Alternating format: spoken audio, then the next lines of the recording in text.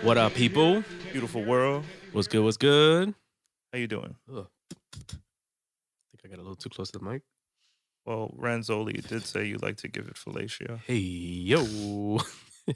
Welcome, everybody, to the Terrible Reception Podcast. I am Jet Plane J. I'm so rusty at this now. My name is Jay Suarez, a.k.a. Jet Plane J on all social media platforms, and right in front of me is...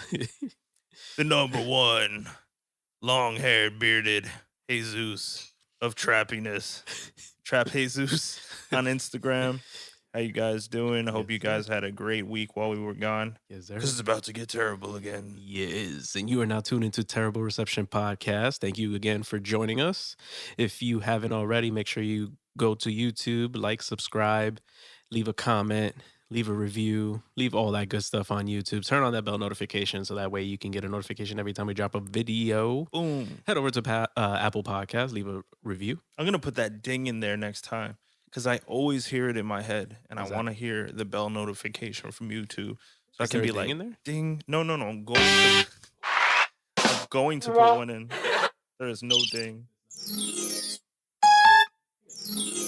Head over to YouTube and turn on that bell notification. On Apple Podcasts, leave a rating and leave a review, please, because it helps us shoot up in the rankings. And anybody that stumbles across the show will check out that we have 5 stars, and these guys are cool, and I love the content that they talk about. So they'll be like, okay, let me subscribe here, let me listen to these fuckos. And on Spotify, The terrible reception fuckos. And just on Spotify, just follow the podcast and tell a friend to tell a friend. That's always important. You know, word of mouth is the best form of advertisement.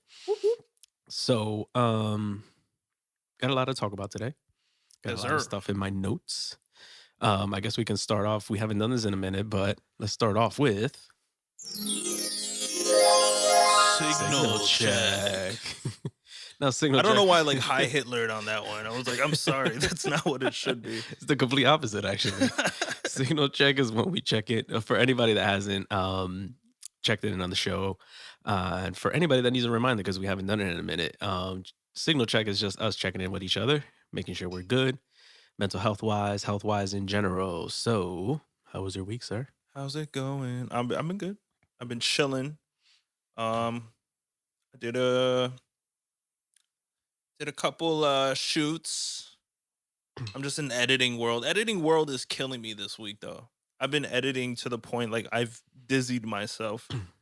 You need to send me some stuff because I felt like I wasn't doing anything this week. That's fine. I felt unproductive to the point where I was like sitting, staring out the window, like I felt like I should be doing something. You're thinking of things to do in your daydream while looking at it happen in front of you. Exactly. Because it's like if we don't have a gig that particular week, I'm usually like busy doing the podcast video. So I'll dedicate more time to like promo videos or like promo clips or whatever. But this week it was like nothing. Yeah, I dealt like with a couple nightmare clients, unfortunately. There's a lot of drama. I don't know, like it was cool. Like besides that, I went to a nice little French spot with Ange. What was it called? It was called Madame Claude Bistro in Jersey City. Big shout out to them, especially Lucy behind the bar. She was like a woman. She got you loosey goosey. Maybe my mom's age. Mm-hmm. And she just made these incredible drinks. I had like this lavender infused gin with like lemon bitters in it. It was like incredible because it was like really. What the hell's a lemon bitter? Lemon bitter is it's like usually bitters were used as a form of medication back in the day. So it's like, how do I explain it? Is it in a lemon? No. It's like they take what it is of the bitters. It's kind of like an herbal concoction. So they add that, and if it has the essence of lemon, it's like a lemon bitters. So bitters was usually made to help you overly digest something. Okay. So like it runs through your system. I think it was like a lot of Caribbean cultures use bitters to flush yourself out to detox. But when used in the form of like a cocktail, it's really pleasant because the layers of like the drink, it was kind of like this, right? Like certain drinks, it's like, I get it. You're sugary, you're this, you're that. This was like essence of the drink, lavender. You're like, oh shoot, nostalgia, French Garden vibe. And then it was like, oh, is it gonna get sweet? And then it cuts off, and then it's like a whiskey in the sense like it hits your palate, and you're like, whoa, this is tough. Mm. So like I thought there was a lot of layers to it. There's another one called it's like French something. It wasn't like a French word, but it was called French. Oh no, that the last one, it wasn't. I think it was gin, but it's also mixed with champagne. Mm. I don't know. It's just really good. Had onion soup, had like a rabbit linguine and a white wine butter sauce. That was a weird transition because you were talking about drinks, and you I know, know. like I had a French soup, French onion soup. Took a shot of that bad boy. Took a shit right after. No, it was good. It was good. It was like really. The owners were French. The girl at the door that took people to the table, she was French. I'm like, all right, cool. It's kind of like, you know, like how you've pointed out, like if culturally or like heritage wise, like if you see people at the restaurant that are of the culture, Mhm. like it's got to be somewhat good. Mhm. This was definitely it. So highly recommended. I don't know. It's just like a weekend that like I did good things. I checked out some pancake spot in the city. I had like a blueberry chocolate pancake. It was good. I went to B&H. It was like a nice Sunday. You know what I'm saying? Um, You should check out Bloom up the street. I think I told you yeah, about yeah. it. You told me It's the about Korean that. French fusion Korean spot. and French fusion. Yeah. I wonder how that is because I'm thinking about Korean dishes and French, and I'm trying to see like where they infused it. Yo. You have an example? What did we have? We had so many plates that day that I can't even remember. I know they had bomb Korean fried chicken, which is great. It's always good. Not so French though. Not so French at all. That's straight up Korean. Um to be honest, I can't even remember any of this stuff. But the thing I remember is like I don't remember because there was a lot of plates on the table. I just wonder like when they decide they're like, are we going to do like a bulgogi? Mm-hmm. Are we gonna do a buff bourguignon? Which is like buff bourguignon is like a French beef stew. Mm-hmm. Or are we gonna do the beef from? Like, which side are we Yeah. picking the beef from? You know what I'm saying? That's interesting. Yeah. Well, I mean, he did a really good. The chef is Korean, and he did a really good job of combining everything. Everything that he put into a plate or a dish was perfect. Whatever was on there was amazing. I would have to look through the menu to remember what is it that we had, but I do remember that it was really, really good. I've and I wanna go revisited back. Falbar a couple times, Mhm. and the more you go into the menu, like I've had their soups. Their soups are exceptional. Mhm. Their fish dishes are exceptional, and I wasn't really a fan of the desserts the first time we went, Mhm. but they do make these fresh out of the oven madeleines, Madeline. and they are exceptional. Like really exceptional. Like Alright. end your meal with if you go there again, end your meal with that.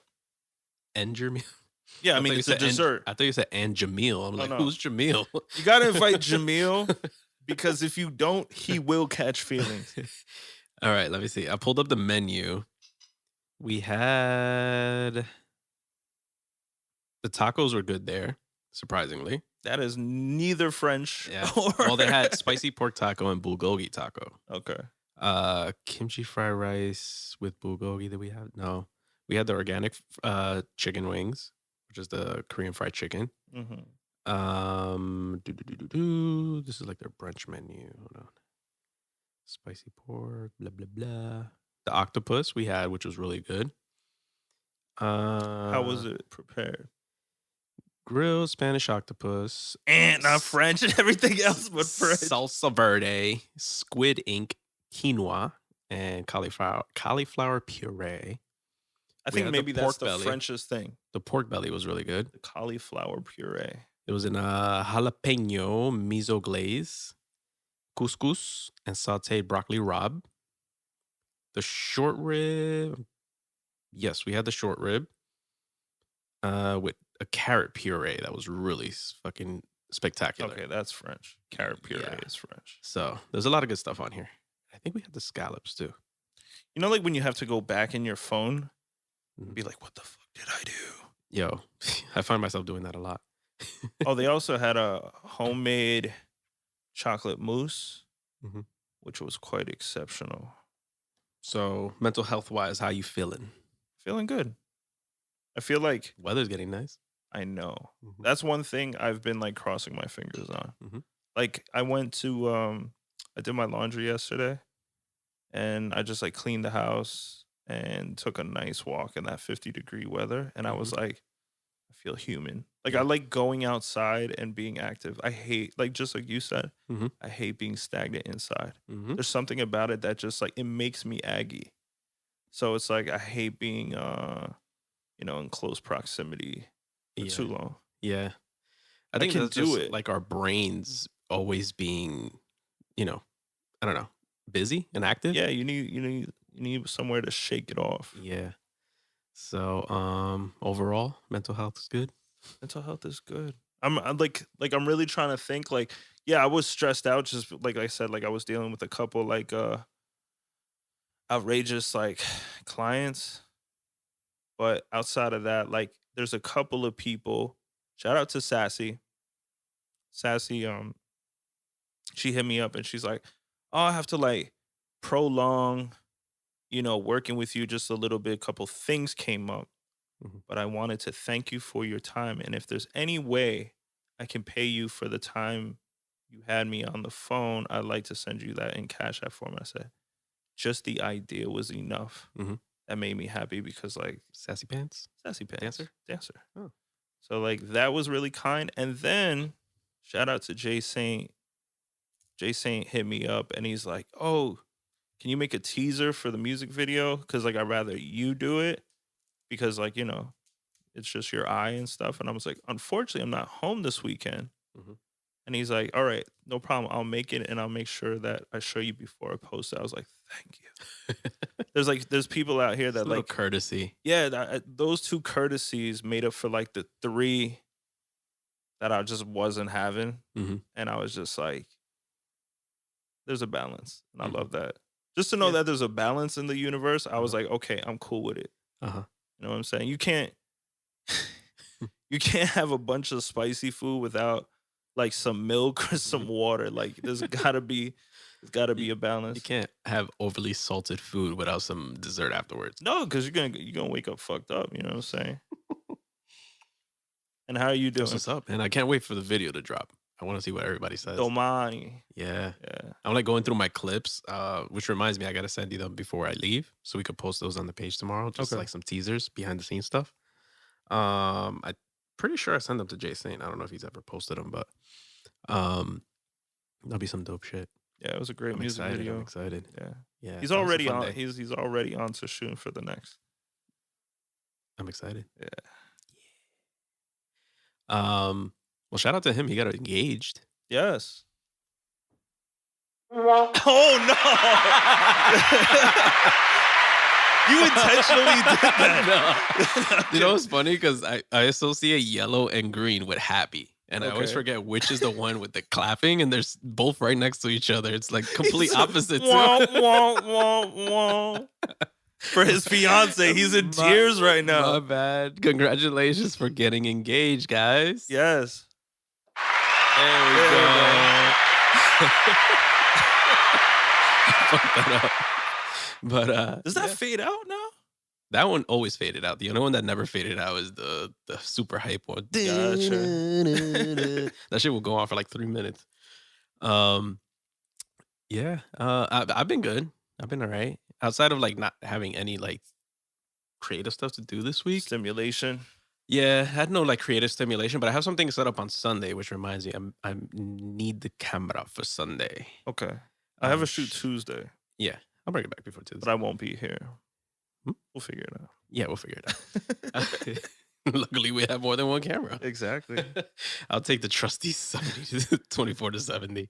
But yeah, I'm shooting with this girl, Anna, that I've been trying to shoot with her for like a year and a half now. The redhead, She changes her hair color occasionally. the changing hair color girl that lives Yeah. with Patia.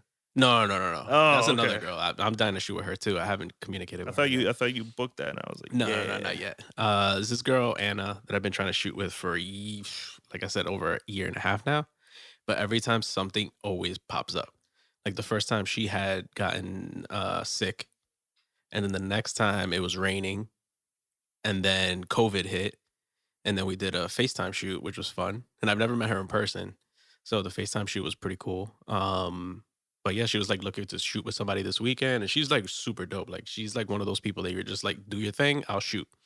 So I've been like wanting to shoot with somebody like that so I can get more practice with like posing because posing is not like one of my strong suits. Mm, So if I work with somebody that, you know, knows what she's doing, I can learn while true. getting her some content and stuff like that. Because So it's weird. Like you might look up something Mhm, like a Pinterest or like mhm, Google it, mhm. but it's never the same because Never. everybody's got their own Flair. swag and Yeah. body and height, and Mhm. not everything works. Yeah. You know what I'm saying? So Sunday's supposed to rain, and what I love about her is that she gets knee deep into it. She's like, Yeah, "It's gonna rain, but I don't care. It's a vibe." yeah. Like this is the girl that was like, the first time I met her, like briefly met her, was at this the Halloween Shootout. group shoot thing that I went with Sam, Yeah, yeah. and she was like, it was like maybe 30 degrees out, and she's like in a lake, Oh my like god, inside of a lake, taking photos.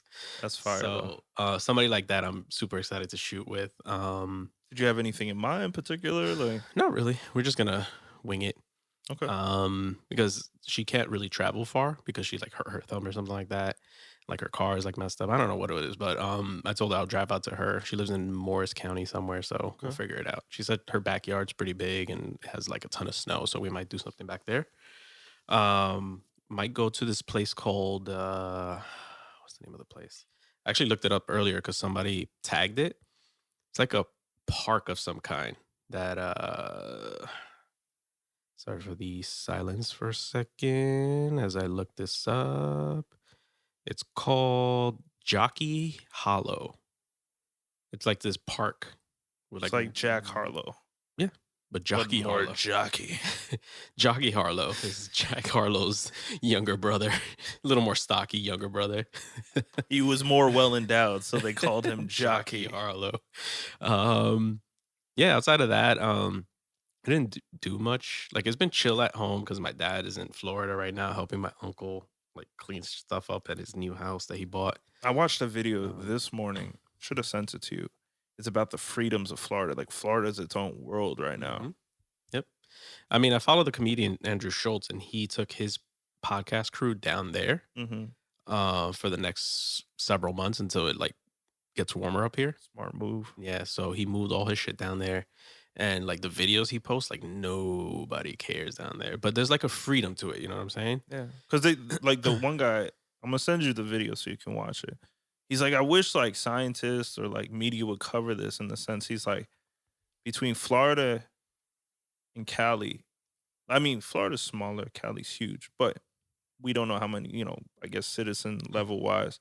They were saying like Canada's like equal or they're like worst off or something like that. And he's like, yo, I'm happy to see people's faces, expressions. He's like, Mhm.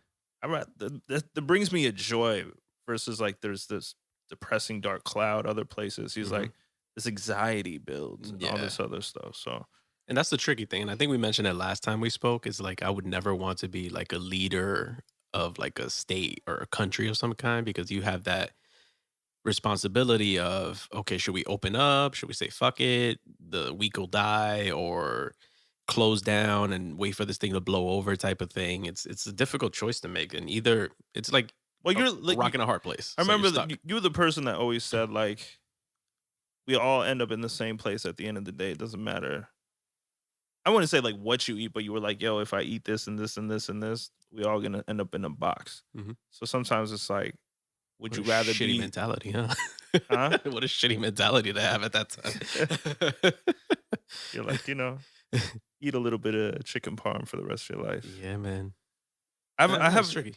I know you like you like these funny little challenges. So I Mhm. actually found one for today. Mhm. And this was like after I found out that unfortunately we were supposed to have Jerry, Uh-huh.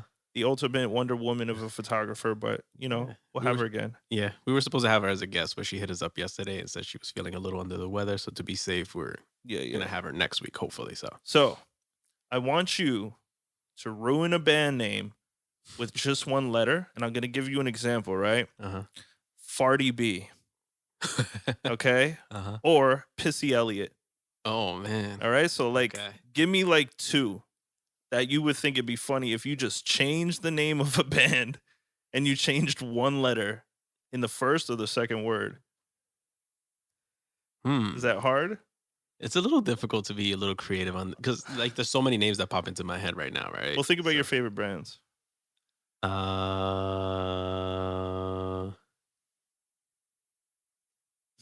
I add like a word in between? No, it would just have to be based off the name. Okay. Damn. So I was gonna go off with Jack Harlow and just be like Jack off Harlow. Jack off Harlow. Just changing one letter, so it'd be like Cardi B turns into Farty B. That's creative. Yeah. What was the other one? Pissy Elliot. Pissy Elliot. It could even be like cheesy, like if you turn ludicrous to Budacris. Oh, these are cool. Damn. If it comes on later on, let me sit on this for a little bit. It's like, but I know you like so many names popping into my head right now. Yeah, I don't want to be corny either. 40B. Oh man, it could have been like Feminem, because you love Eminem. Or Gazy. We got Gazy. That's one. Ding. Ding. We need a fucking We need a ding. Who else? Damn, Gazy. Beyonce. Oh man, let me think of another one. Yeah. It's all good. Gazy is the first one. Gazy, rocking hard. Mental health wise, how have I been? I've been pretty good. The weather certainly helps. Imagine you going into like our last segment. You're like, how's my mental health been? And I'm like, something's apparently wrong. I have to address something. I'm waiting for you to ask me how I'm doing. How are you doing? I'm good. My mom was on her shit today, though. I don't know what triggered her today. She was like cleaning the house and everything was fucking bugging her. Like I'm washing the dishes, listening to some like. I thought you meant she was like. I thought on her shit, the way you expressed it was a good thing. No, a bad thing. Oh, like on her, like she was on her shit. Bro. Oh man. Nah, she was on her shit. Man. Nah. Right? The inflection of your voice. Jay's mom was on her shit. Catch it next week when she tears up the whole house and has Jay's dad fix it for the 50th time. It was more like my mom was on her shit. Damn. Yeah. I thought you meant like she was on her shit where she's like, yo, Jay, I made you a whole thing of pancakes. No. And you're like, yo, what a way to start my day. It's the complete opposite, actually. So I'm like doing the dishes. And yesterday, see, me and my dad have very similar names, right? So sometimes I'll open his mail thinking it's mine, or we just open it just to see whose it is, right? So I open something up. And this isn't my crack. It wasn't mine. So I leave it on the counter. So when he gets back, he'll see it or whatever, wherever the mail goes. My mom picks it up, takes the envelope that I took it out of, throws it in the trash. Why is it that I have to clean up after everybody in this fucking house? She turns into Batman. One does money. Yeah, I was about to say, hello. Why is it that I have to clean up after everybody? She's like, you guys are so ungrateful. I'm like, excuse me? She looks for justice but won't kill anybody. No, she will kill somebody. And mind you, as I'm doing the dishes, like I had one dish in there, and I'm common courtesy. If I'm gonna do the plates, I'm gonna clean everything in the sink. Yeah. So she's saying I'm being ungrateful, and she has to clean up after everybody in the house as I'm doing the dishes. That like makes no sense. Moms be doing that. Oh my God. Moms will do the dishes once. She's like, I can't stand doing the dishes every single time. I'm like, every single time? Yo, for real. And if we challenge it, no. Okay. I'm the one that you know where you came from. I'll take you right back. Please do. Then it flashes back to like moments when she like points at her stretch marks. You did this to me.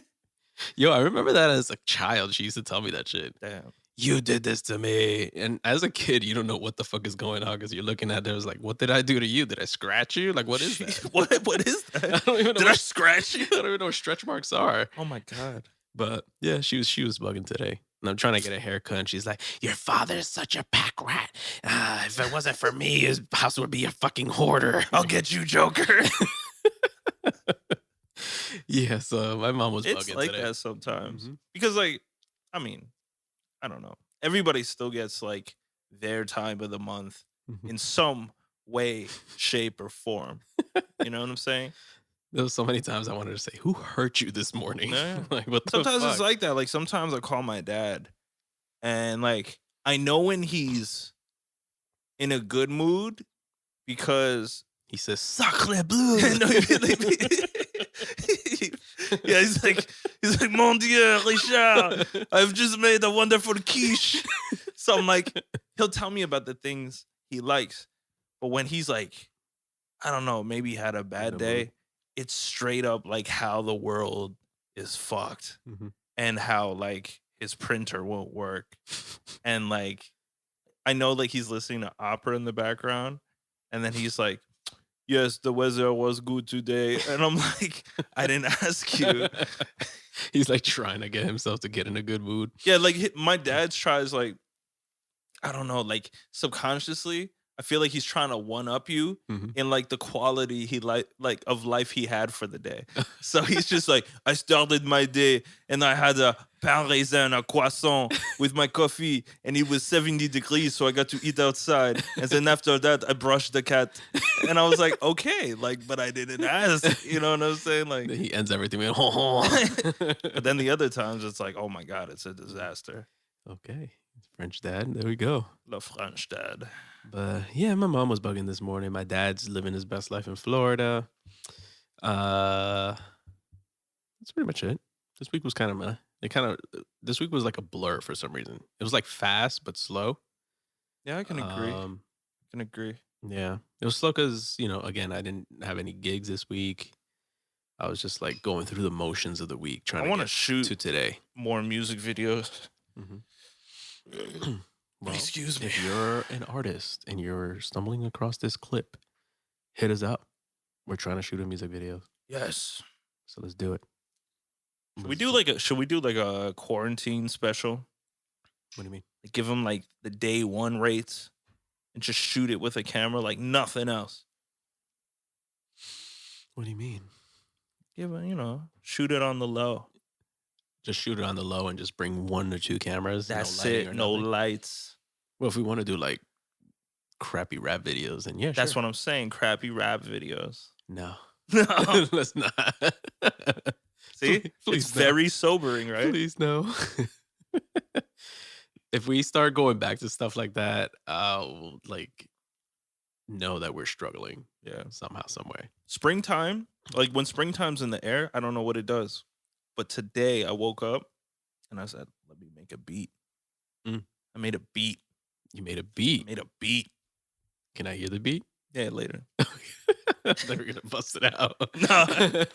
But it was the like funny thing is that when you say stuff like that, you're gonna play it to me. It's just like a little 5-second loop. He's like, "That's all I have." I wish Click. I had it on cue too. You know what I'm saying?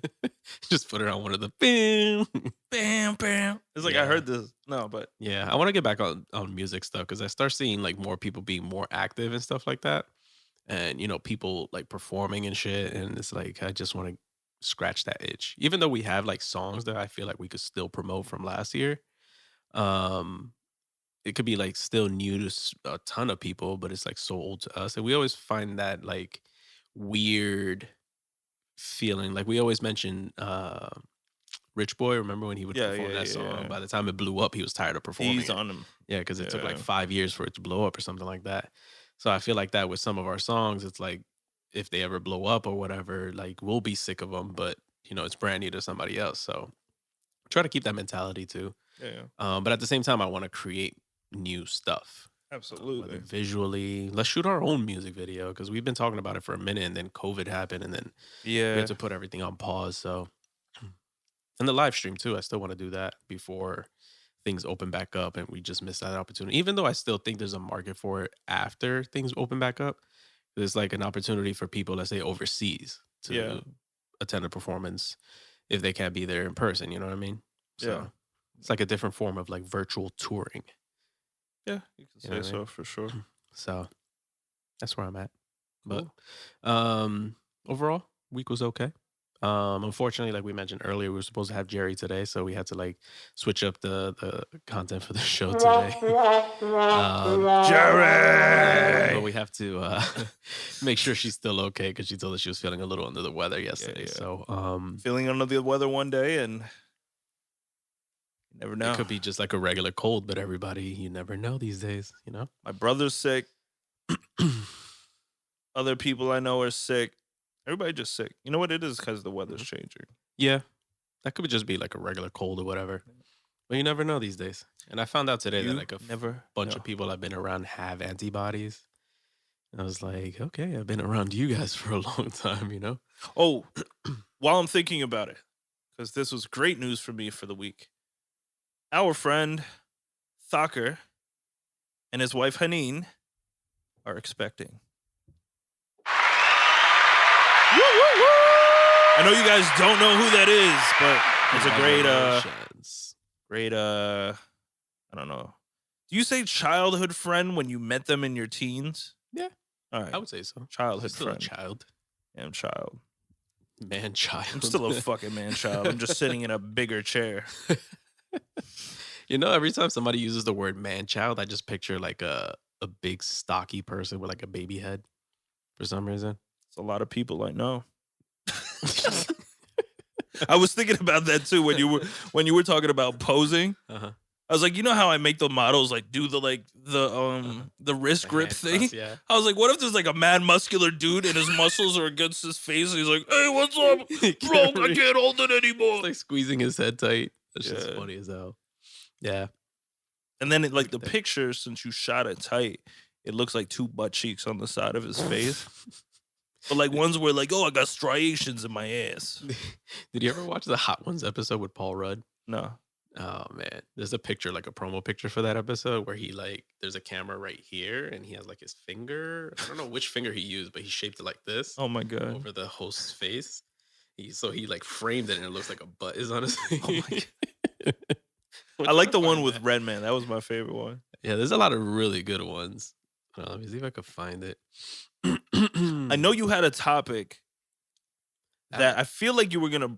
I feel like you're gonna bring up, but it's funny because I got on a call with a model friend of ours that was complaining about the same thing, and then I was like, in my head, I was like, Jay posted about this today. Yeah, that's one of them. He's talking about it. I'm like, damn, like we definitely got to talk about it. Yeah, I'm actually gonna bring that up. Hold on. Oh, that's their point of view of him taking the photo. I wish I could find the other one. You could kind of see it in this photo. That's basically what the photo looks like. Oh my Can god. you see it? It looks like an ass is on his head. With the two legs. That's so good. How did he do that? Oh, I see. I think he did it with his pointer finger. Yeah, I see what he did. He did do this. He did that. Oh, you gonna do it to me? I'm gonna do it right back. Damn, which finger did he use? For you guys just listening, head over to the YouTube so you can see what the fuck we're doing. I'm putting an ass on Jay's head. He did it like this. You look fucking stupid. I can't do it. I have to like crop in. There we go. Mine, like my finger makes an ass. Like your ass looks Hispanic, like it's plump. Mine's like white and saggy, and it's sitting on your head. How's that? Looks like it, kind of. Here, maybe because you know it's a finger. This looks like a really fat chick that's like trying to get with you. Like I'm like in the picture. Like, you're like capo. Dipset. I guess we could jump into that topic real quick of that photographer. Did you see Cameron's whole like story this week, by the way, before we get into that? Because I said dipset. Mm-mm. All right, so Cam I saw somebody posted something about Cam. I don't know who he was with, whether it was Nori or something. No. It was like, I don't know how he got this. Somebody probably added him because a girl that lives in his building was like, damn, Cameron lives in my building. She's like, I'll suck that blank dick. Oh. I don't know why I blanked out that part. Right? You should blank the dick part. I know. you blanked the Shut word. up. You censored the word big. So she's she's gonna suck that blank dick. You censored the word big? No. Or black? Black. Oh. So she's like filming him from his terrace, and she sees him in his like pink Audi R8. And he has a pink R8. Yeah. Damn. But it's like tie-dyed. Oh, damn. Yeah, it's kind of crazy. So she's like, yeah, Cam lives in my building, blah, blah, blah. I'll also have his kids. And then the next thing because Cameron's a savage, right? So Cameron posts a picture of him hitting it from the back while he's like neighbor part 2. Oh no, wait. Let me take a step back. The second one was like me and the neighbor, and they were at the beach. Okay. Because somebody, this again, is the same neighbor that was saying that from the balcony because somebody got him that video. Okay. So I guess he found out, and then he took this chick to the beach. Oh, damn. Third one is what I just mentioned, where he's here for the bag, and he's like, yeah, you said you like it rough. He's like, yeah, blah, blah, blah. And then the fourth one. Wait, he posted this on social media? Almost, he's deleted them. Oh, man. But he had posted them at one point, and the comments were crazy, right? Between Arsonist was commenting and Jim Jones. So I was like, the fourth one is the most savage. And I was like, is this made up? Because it's getting kind of crazy. You know, like, it was like, it seemed like a cuck porno, because it was kind of like, this girl's like, she has a boyfriend.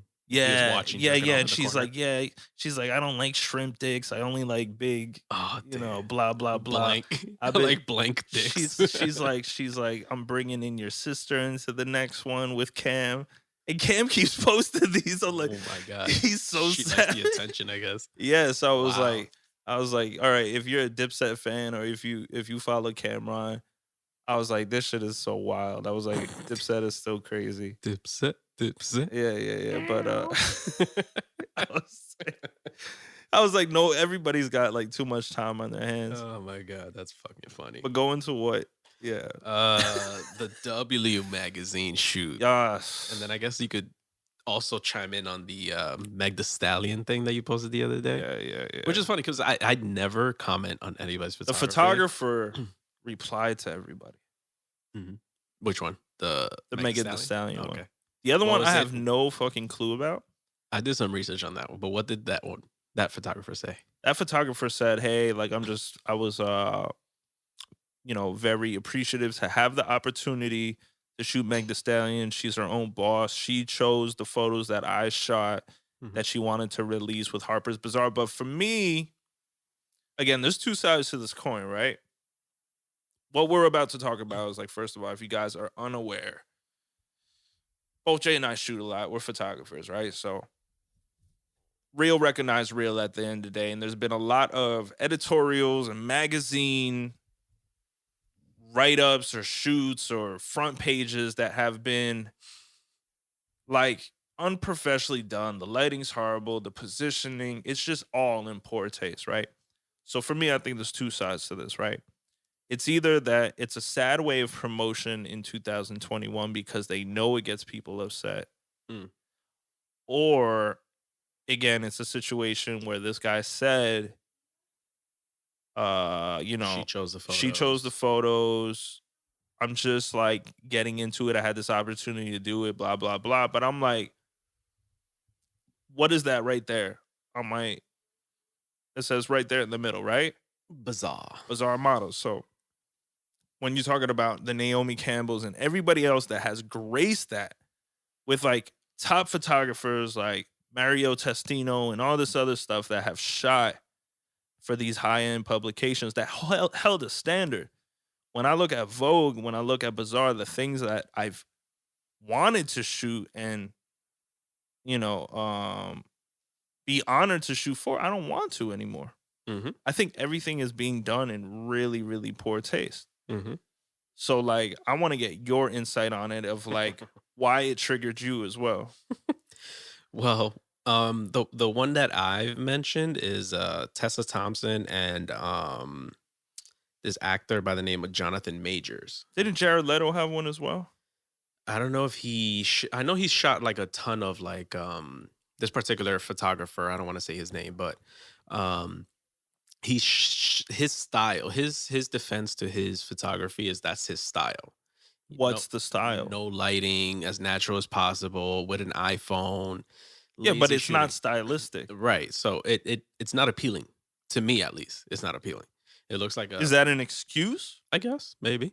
Or maybe like you said, maybe it's just a building up controversy type thing so you could get attention to your photos. Cause I went on his Instagram page and the photos are actually But professionally how done. bad does it have to get that, again, like a Vogue or a Harper's Bazaar has to steep that low? And that's my thing. This person is getting paid for these photos, probably No, but thousands that's of dollars. you think so? I would think so. I No. think that they're finding the person that'll do it for free because I was talking to Julian today, right? Julian So you said, think this guy shot it for free just for the opportunity to shoot them? yeah, because a lot of the times when you're shooting for Mm, editorial, the most that that company, like a magazine like that, is doing is buying you lunch. hmm, I assure you. really? Yes. I didn't know that. I'm here assuming Maybe that the he's getting artist is paying you a little bit. I'm assuming he's getting paid thousands of dollars to put Jonathan Majors on a tree like this.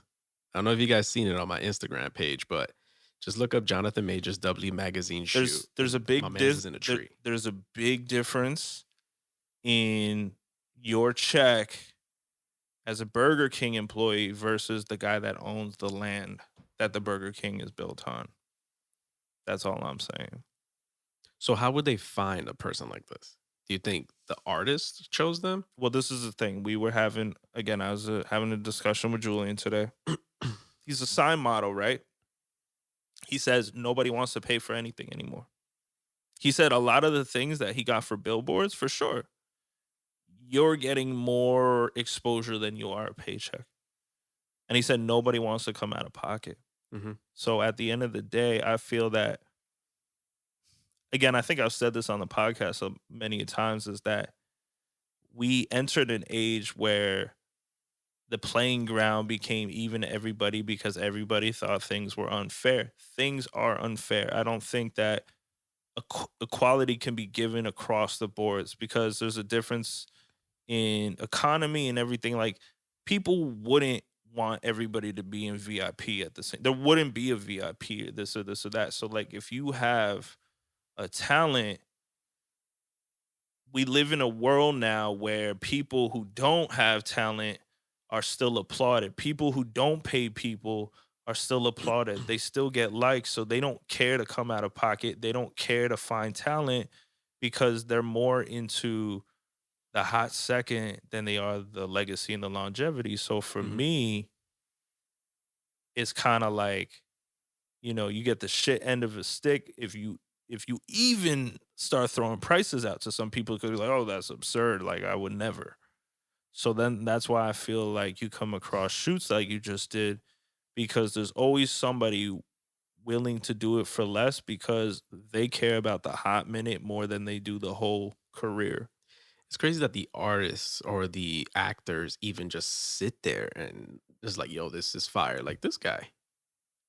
He was on Walking Dead. Yeah. He's a huge actor. But again, when mediocrity is applauding mediocrity, there's no room for anybody to say anything else, right?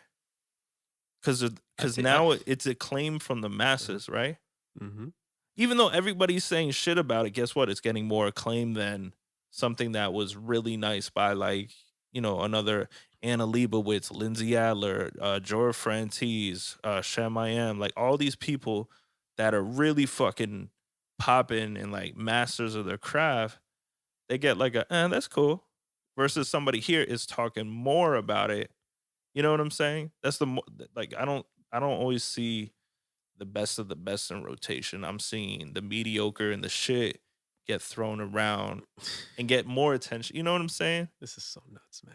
Like I'm going through some of these photos and he's taking pictures of like a lot of people. just like this. Yeah. And everybody feels the same way. Everybody's calling them weirdo photos. Well, that's what I'm saying. Like, amateur-looking. somebody else is probably in charge in the for the editorial or the magazine that's making really poor decisions off of pop culture or like what's in, you know what I'm saying? It's not. He's not even trying. He's using the same fucking tree for all these huge actors. You know what Same it tree. is? Because it's gimmick.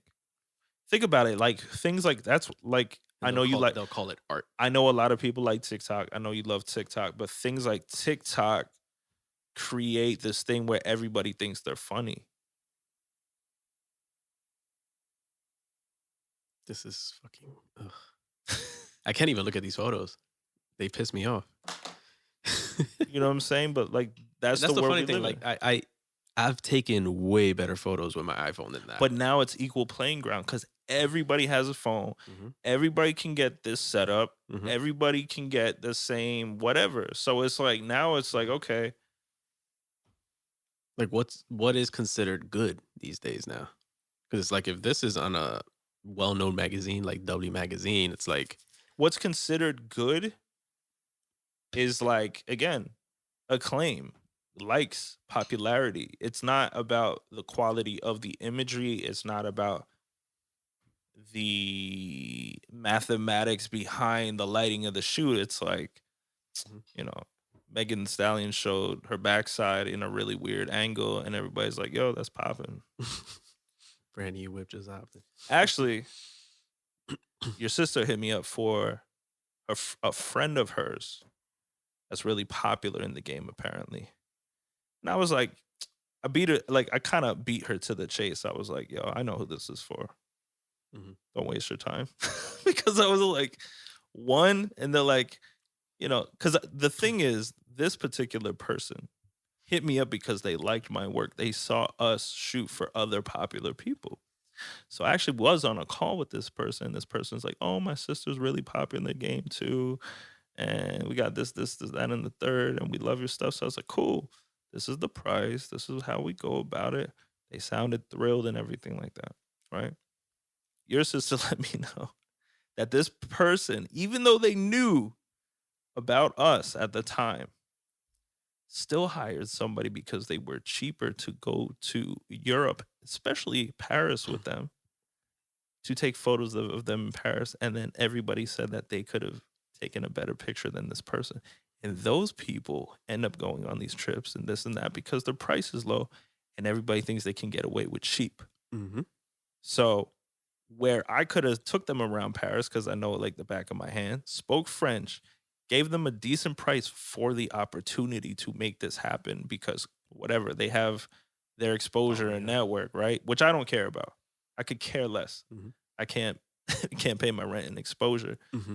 But you see what I'm saying? Mm-hmm. So that's to my point of all this, is that somebody will always do it for cheaper, or there's a photographer that's popping and popular and they rather go with that person because and pay more. It's a level stepper for them. You know what I'm saying? It's as good as showing up to the club with like a Bentley. Mm-hmm. This fucking game sucks. Because I'm also thinking of like situations that we've been in that we give a price that's lower than the quality that we put out, right? Yes. Like for weddings, for example, we were like, okay, 6 G's for this wedding, 2 photographers, 2 videographers. We'll get you this many photos, this length. Somebody's getting away with $12,000. That's exactly my point. And then they go on and hire the guy that's charging $10,000 and they're only getting photos, and the photos are trash. So time to step up the price, step up the game. And that's why like I'm so fixated after this like last gig, because this was like a verbal agreement that I had from months ago. That's the only reason I did it for so low. But I'm sticking to my price and that's it. Yeah. Like I lost a client the other day because I wouldn't budge on the price. And I'm like, okay, whatever. Good luck. Good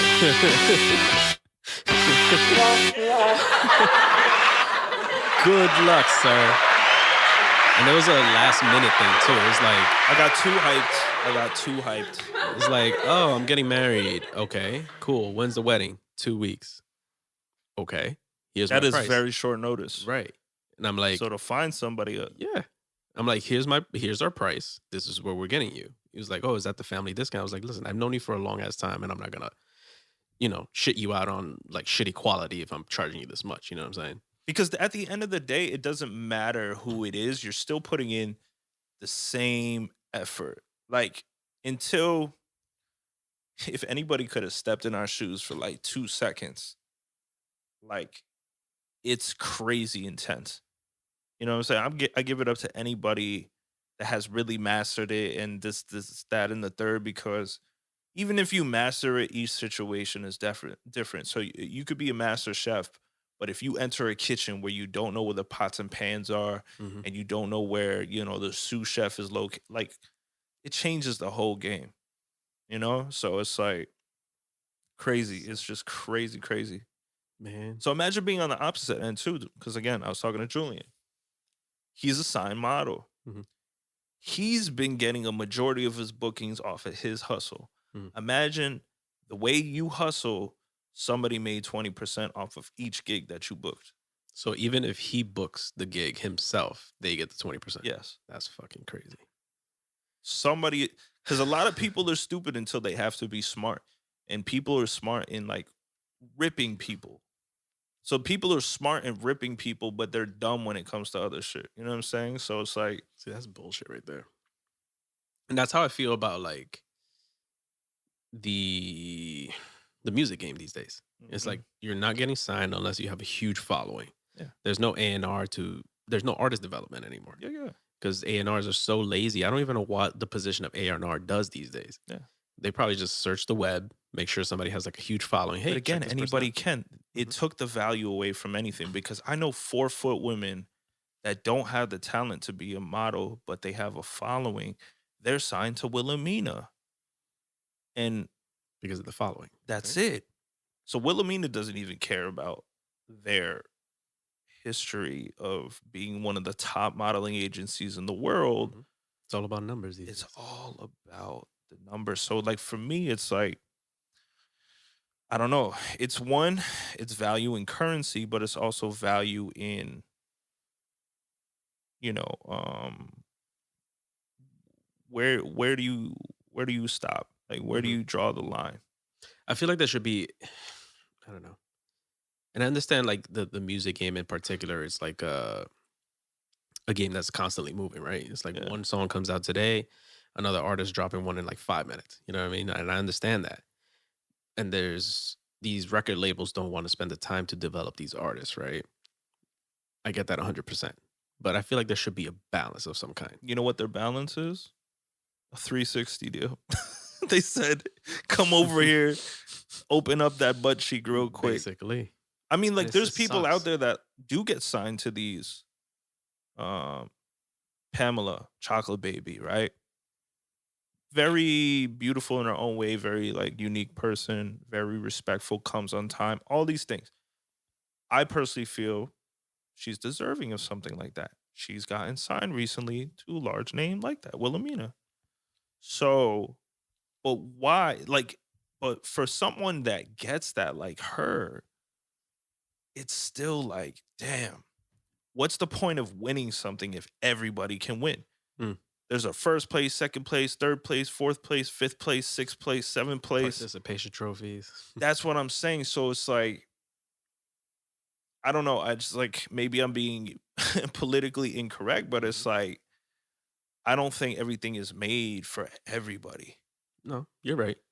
But that's what makes the game oversaturated and makes it difficult for the actually talented people Yeah. to get recognition. Because it's like you said earlier, it's like anybody can pick up an iPhone and take a photo, but it's like you have Joe Schmo from down the street with an Mhm. iPhone photo that takes it just like this guy did for W Magazine, and he has 100 million followers compared to you, who has your Sony, your lighting, you hours and hours and hours of research to get the perfect shot. You spend hours editing to get the perfect shot. You post it on social media. You don't have a ton of followers, and it's just like, blank. I think money makes people dishonest, including us.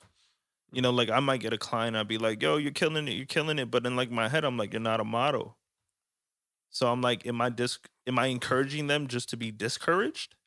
Or is it okay because now we're in a world where anybody could do it? So it's like, boom, like, maybe I'm encouraging you with positivity, but I'm also not being honest to the true, I can't be telling somebody that's like, such and such doesn't really got the vibe and this and that. Like, yeah, you could walk runway. Like, no, you can't. Mhm. You're not even at the height limit. Yeah.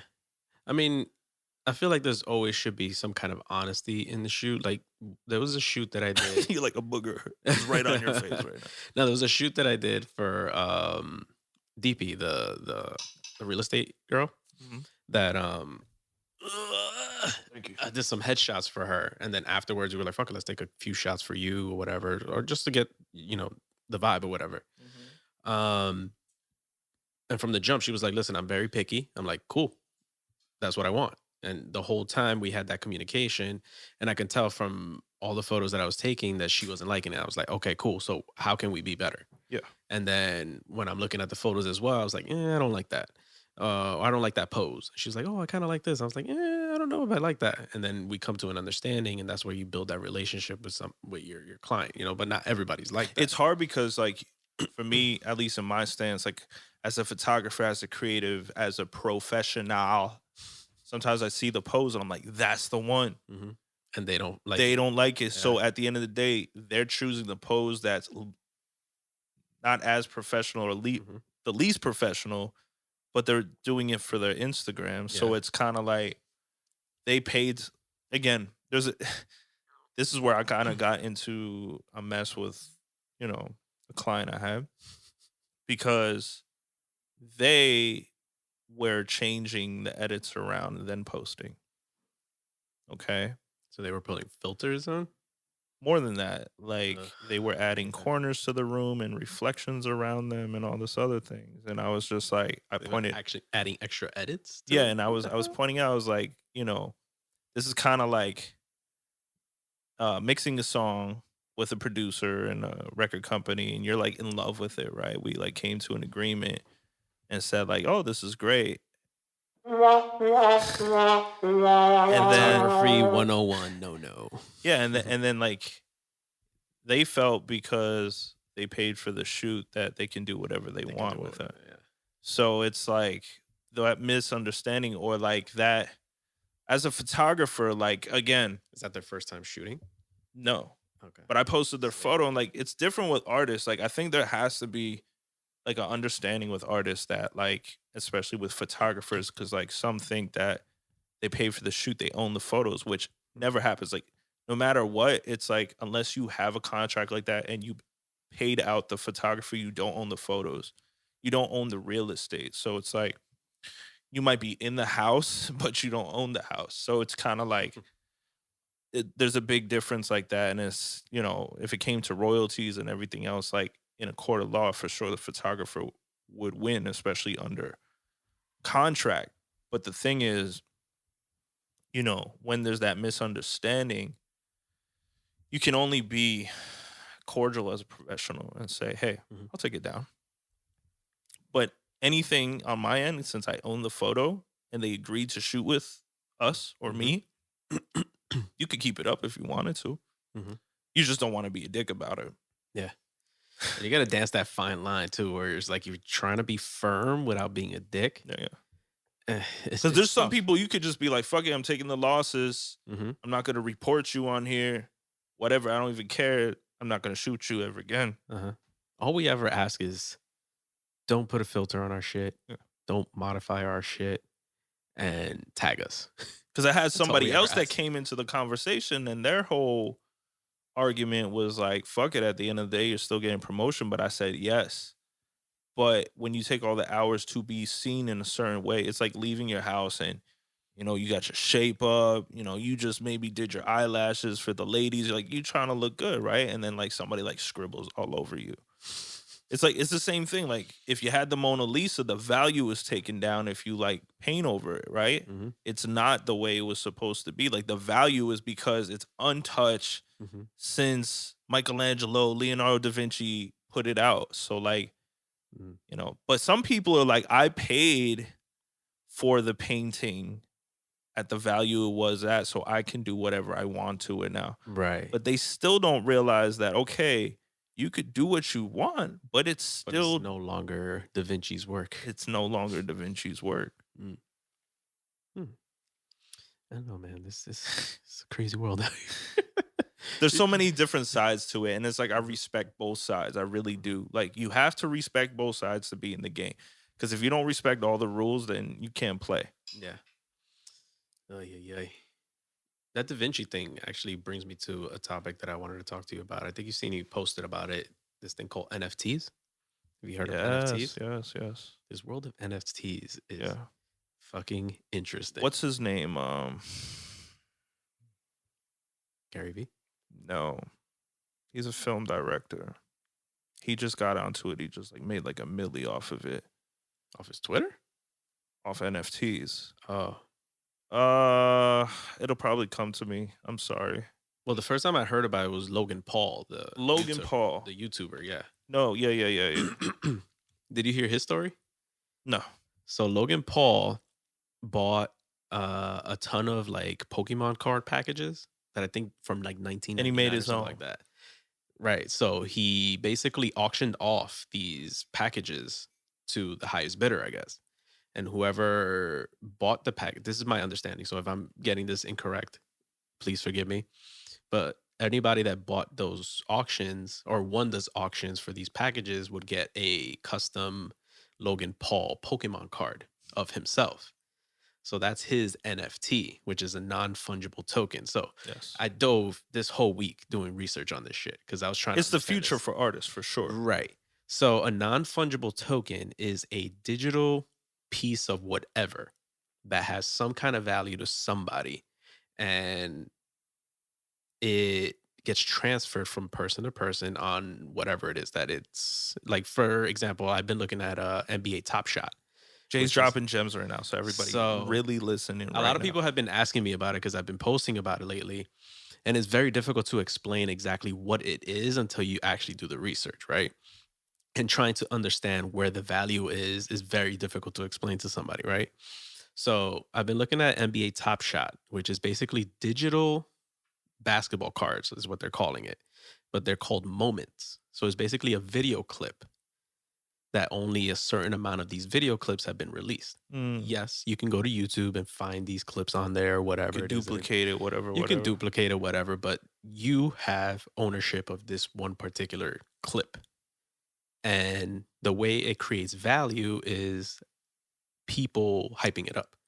Number one. Number two, the scarcity of these particular quote unquote moments. And depending how many people are in the market, right? That's why it's like Dogecoin doesn't have a cap Right. on how much there can be made. So in a sense, how valuable is it in regards to a Bitcoin that does have a cap? Right. You know what I'm saying? It's like, in theory, it's what you make of it. Right. Because that's the same thing in fashion. Yeah. Supreme, Mhm. they know what they're doing based off of hype. Hype. We only created 10 to 15 pieces of this collaboration. Boom. So they're calling this the future for artists, whether music, digital, I don't know, drawers, illustrators, whatever. So as I was diving into, and I've watched so many YouTube videos, listened to so many podcasts this week, this is all I was focused on. Which is a because great it's- thing to be focused on. Yeah, because it's gaining popularity, right? So one, it's difficult to get your hands on these things because they release a certain amount at a certain time. So if you're not there, not in the queue, waiting, like the first time I tried to get a pack, this pack costs $9, right? And it comes with what they call 3 moments Yes. of random. It's kind of like buying an actual basketball card pack. Kind of like back in the day, you would go to a store, buy this for like, I don't know, $2-3, and you'll get like, I don't know, 6-7 cards of like random people you don't even know what's in there, right? Yeah. So you might find something of value, you might not. So in this $9 pack, I got these 3 moments of 3 pretty decent basketball players, or pretty good basketball players, but it's not the basketball player themselves that creates value, right? Yes. It's the community that creates value. So now there's a Discord community talking about these things. So it's like it could be a shitty basketball player, but just because people think they're cool or funny, or maybe they had a good night, their moment could skyrocket overnight. This is where another platform like Rarible is an NFT marketplace. So if anybody looks into it, this is the place where it would be considered the stock market of NFTs to trade. Mm-hmm. And like Jay There's a said, few of those, yeah. yeah, Uh-huh. What's that one called? Rareable? ah, it's like literally, Rarible. Okay. Blockchain is the one I heard. yeah. Blockchain, secure with blockchain. So I've been hearing like a lot of these terms like blockchain, and then I started hearing the word Ethereum a bunch of times. That was my first time listening to Because like cryptocurrency, Ethereum. Ethereum and Bitcoin are starting to become. I think Litecoin's going to get in there too. Is like going to be the first real secure, backed, tradable current digital currencies. Mm-hmm. So I mean, it's a new age. It's kind of like, I'm not even going to delve into it, but there's a lot of things coming or Mhm. things being placed. So Mhm. you're right. This is Yeah. the future of. So this is like, especially NBA Top Shot for anybody that wants to get into it. The more people that are involved, the more your moments will have value, right? Because people want to get their hands on these things. So luckily, I got one pack. So I have 3 moments, 3 digital cards, right? And there's a site where you can check the value of your card, kind of like the stock market. Yes. So I'm checking this thing daily to see what the value is of the moments that I have, and it fluctuates day to day. Isn't it crazy who or what gives value to something? It's fucking nuts. So I have Giannis, the Greek Freak, which is a really good basketball player. He was like the MVP the last 2 years. Greek Freak. Because it's difficult to pronounce his last name because it's like a very African name. Is Antetokounmpo. Wow. There's Jason Tatum and there's Zach LaVine, who's picking up popularity these days. So I bought the $9 pack, right? And right now, my account value with just these 3 moments is $407. Nice. Just with these 3. And you these bought are it like for $11. $9. $9. $9. Even better. So if I wanted, I can sell it right now and flip it. But Hold. but what everybody's saying is to hold it. So the more people come into the community, the more people want these things. So earlier today, they were supposed to do a launch, right? They were supposed to sell a bunch of packs. And it's difficult to get these things because they only release like 5,000 at a time. So luckily I was able to get my hands on those. So there was one today that was supposed to be drop at 12. Website crashed. So they pushed it back to 3. Website was still crashed. They were like, okay, we're going to try again tomorrow. Damn. So they're expecting about 100,000 people to be sitting on these things. And there's supposed to be 10,000 available. So it's very difficult to get. So now when it gains popularity, there's the Discord, which whoever's not familiar with Discord, it's kind of like a Reddit type forum sites where people have conversations about these things. So even in this Discord, people create value of these things. So in your personal opinion or your personal your way of going about it, like where would you, because it is like a stock market, right? You bought at $9. Mhm. It's at 400 now, right? Mhm. You beyond triple flipped it. Mhm. Okay. Where do you stop? Because I came to the same thing where I don't think you can. it's crazy.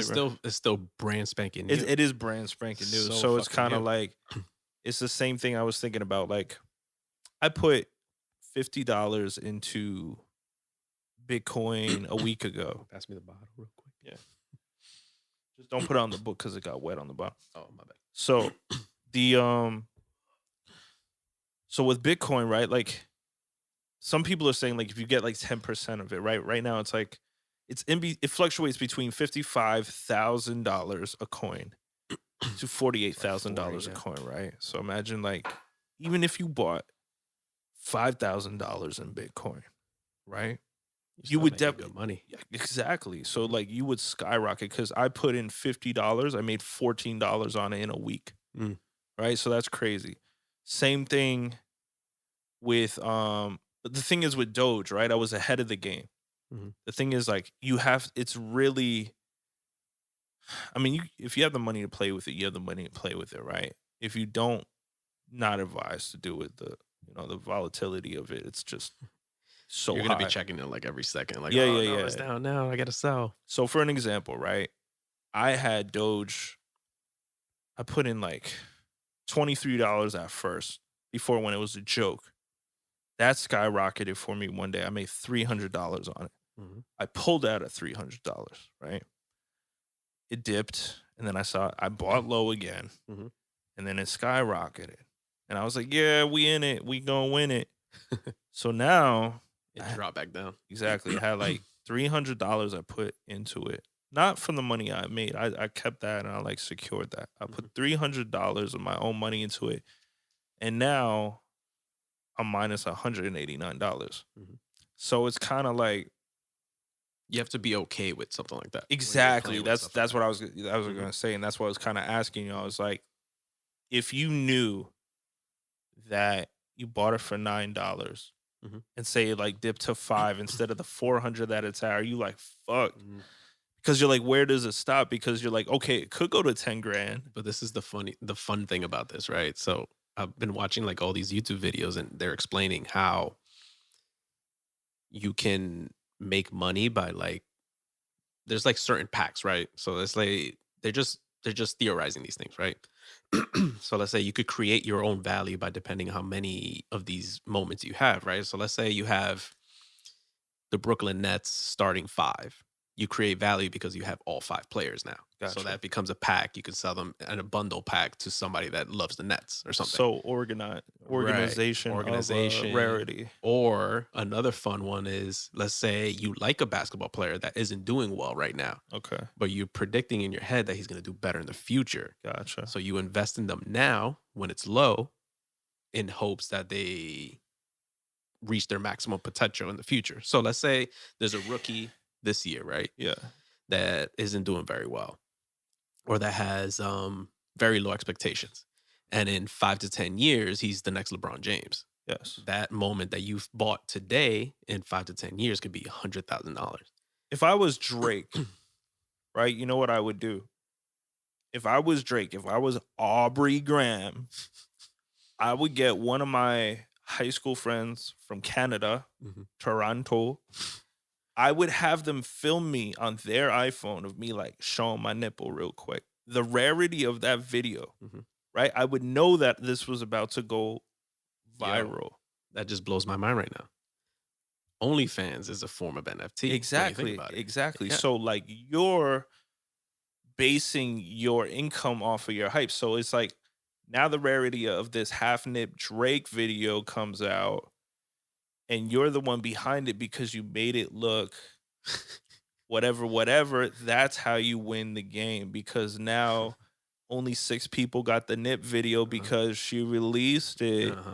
But you bought your own shit, and now where it started, it's like, yo, the possibilities of this blows my fucking mind. That's why I'm so interested in this, because it's like somebody explained it the best way. It's like crypto for basketball fans. Gotcha. Right? So you dive into this and you do research, because it's kind of like fantasy basketball. You like buy low, you predict somebody's gonna pop off in the future, or you collect these different packs, sell them off later. Like a LeBron one made $100,000 the other day. $100,000. But the thing is too, right? My whole like concern about Bitcoin and shit like that too is kind of like, you know, when you go to Chuck E. Cheese and you're like, I just got 7,000 tickets, but it gets you a rubber ball in the world of Chuck E. Cheese. Yeah. That's my concern. But see, the good thing about this in particular, at least from the research that I've done, is that it has endless potential. See, Bitcoin is pretty much predicted on what people its own fluctuation. Right. So it fluctuates up and down. Yeah, these things are going to fluctuate up and down, yes. But there's always going to be value to these things. The people that hold the most, they hold the value. Right. So even if they sell, it's like they can plummet or increase. Yeah. So it becomes like a crazy game, because it's like, and the crazy thing about it is that moments are being created on a daily, basically, because there's games going on every single day. So a moment could be created from a game today. So a card could come out next week that was created today. So the value of this thing is like, it has endless potential, which like excites me. It's crazy. Even the basketball players that are in the league are getting in on this. There's a guy in the Sacramento Kings that talks about it all the time. He's like, they asked him, they were like, "Oh, what moment would you buy right now?" He goes, "There's one that's $17,000 right now of Yeah. my teammate doing a reverse slam dunk on somebody." He's like, "I would invest $17,000 into that moment because one, there's only one of 50 of those available, and two, he's never gonna do that ever again because he doesn't dunk very That's often." wild. So everything is like so crazy, like the different ways you could create value for these things. And let's say like there's a fan favorite basketball player. His Mhm. name is Boban. Just Okay. because he's from a foreign country, he's like really funny, big, lanky, goofy dude, and he's really, really funny. Yeah. So everybody's waiting for his moment to drop because everybody loves him. So that that moment is gonna be so crazy because everybody's creating hype on that. It's So literally like I think it's funny that Logan Paul started with Pokemon cards because it's like the Pokemon cards or the Beanie Babies of the digital era. You know, it's like I remember Beanie Babies. yeah, So yeah, so I've been looking into that. So anybody that's interested, just literally YouTube NFT NBA Top Shot or look up NFTs in general. There's one. You ever heard of Crypto Kitties? Oh, bro. So when I first started looking into NFTs, right? I forget how I got into it. I think I made have stumbled across it on like Twitter or something. Crypto Kitties. Crypto Kitties. Okay. So remember Gigapets from back in the day? Yes. It's very similar to that. Okay. So these you have a digital cat that you could customize in any way that you want. They have some kind of value to them. Mm-hmm. You can breed them,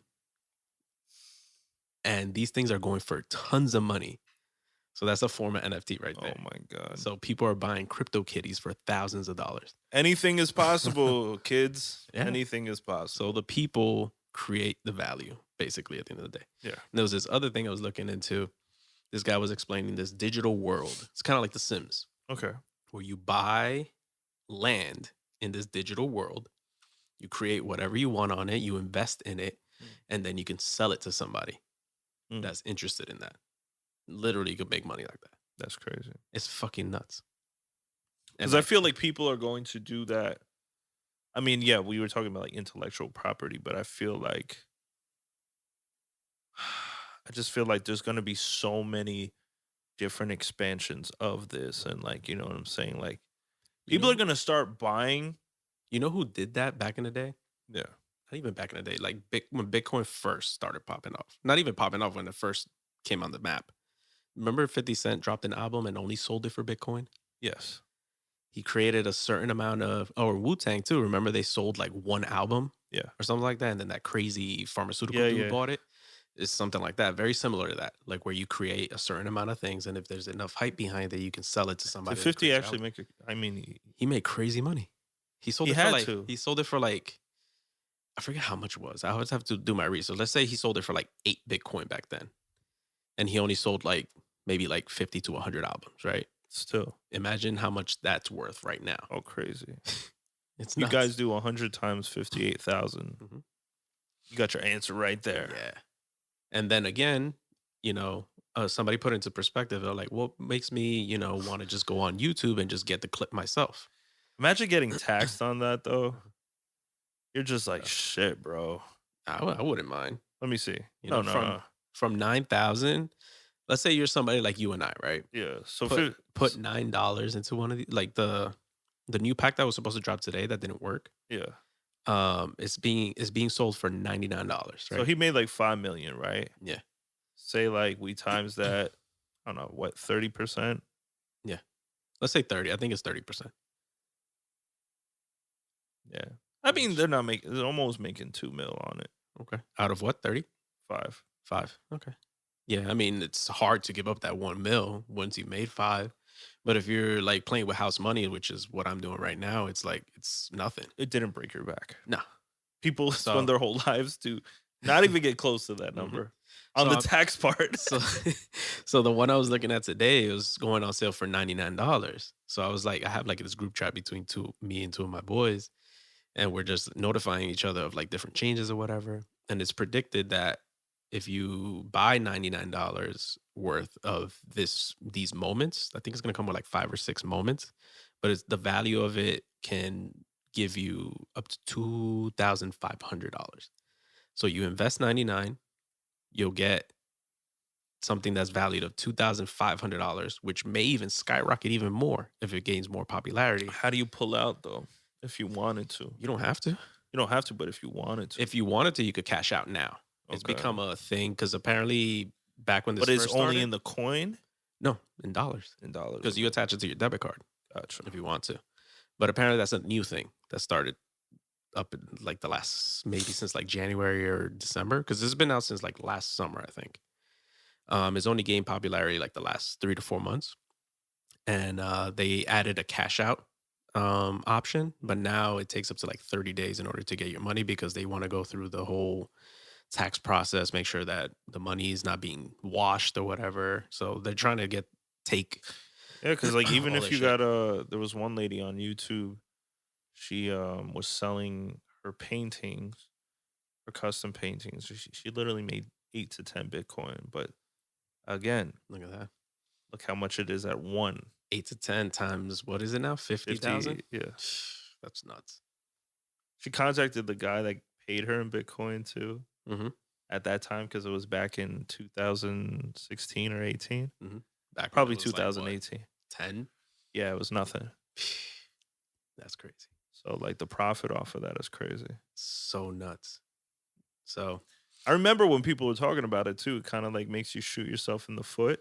that you didn't jump on it earlier, right? Exactly. Mhm. But at the same time, it's like, you never know. So even funny. now, It's funny because I was the one that was asking the same questions people are asking me now. Because I'm like trying to hype it up with everybody and get in on this now, before it gains too much popularity. it's the hardest to be a leader or an innovator or the risk taker because everybody's going to look at you crazy. Yeah. But when you have the confidence and you know how the game works to a certain advantage, it's just like, again, You're crazy until you're not. that's it. So that brings me to the whole thing where it's like one guy asked me, and this is one of the questions I had when I first heard about it, because I first heard about this maybe like in December. And they were like, oh, yeah, they're throwing out these new digital basketball cards. I didn't know exactly what it was. I didn't know there were video clips. So one guy I was explaining it to yesterday. Uh-huh. I know this is full circle. I really didn't want to cut you off, Mhm. but the whiskey was hitting. And your favorite your favorite artist right now is Saint John, so I decided to I make love him Saint Taint John. Ew. All right, continue. Faint John. Faint John. Here, I'm gonna show you an example of what they look like. So you can see how cool it is. So when you buy it, it looks like this, right? Okay. It looks like an actual basketball card pack, Yeah. right? So when you open it, it looks like these. I'll buy something for $99 even if I'm not into sports. I would tell you because there's a girl I saw on YouTube. She was like, I don't even like basketball, and I just like the excitement of buying these things and flipping them. That's what I'm saying. And sometimes they say that Money is exciting. sometimes they say it's even better if you don't know because then you get heavily invested in a player that you like Oh, forget that about may it. not have value or may have value. And she was like, fuck it, I'm in this. I'm to buying make all money. of the Iron Man. So let's fucking say cards. And I'll it's show like, you nope. the Giannis one. So when you open it, it looks like this. So it comes with like little music, and it shows you the play. Shows you different angles. It's like watermarked. That's how it looks like. And then they show you all the stats about that particular game.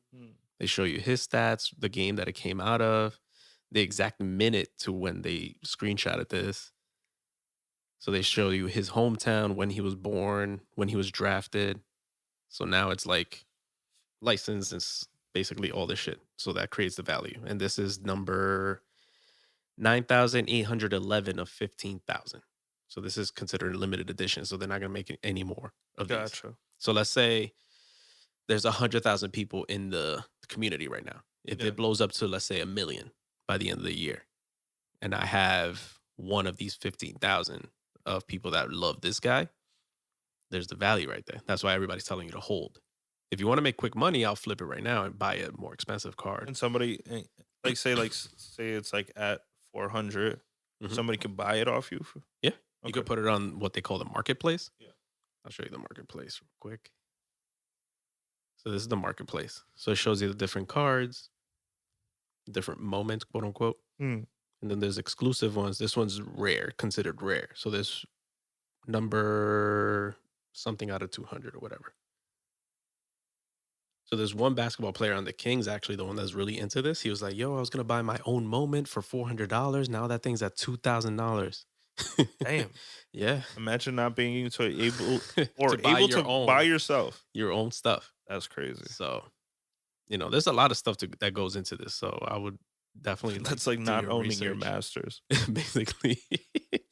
So, I mean, even he's like on Twitch, he does like these live streams opening these packs. It's crazy. It's like a different crazy ass world. And this is just basketball. Imagine if like other sports start picking up on this. Wild. Or make their own version of this stuff. So Europe's gonna buy all the soccer ones. So if anybody's interested, look up NFTs, NBA Top Shot. There's tons of videos out there if you want any more information. I am going to tell you the same thing because everybody's asking me about it. I was like, listen, I can't explain it to you over text or even over the phone. Even while I'm talking right now, I can't explain And then it to Jay you fully. shows up at your house with a I wish you were here blue sign. Yo, dead ass. I'm telling you to guys, get on this right now. Everybody's talking about it. Get on it before it's too late. Yeah. And yeah, actually don't get on it because that's one less person I have to compete with to get it back. Get on it later. So you can pay me. Yeah. So NFTs, look at us, the future right there. So I'm a big supporter of it and I'm going to continue doing my research. And I will highly recommend anybody that's looking to buy into any of this kind of stuff to do your research yourself. So, Yeah. That took up like 45 minutes, but hey, it's a gem for a lot. Yeah, you know what I'm saying? So that's the new thing. Let me see here. You're a hip guy, man. You're up to date. I'm trying, man. I'm trying. Everybody's out here doing these cool things with like Bitcoin and stuff like that. I was like trying to find what works for me. Yeah.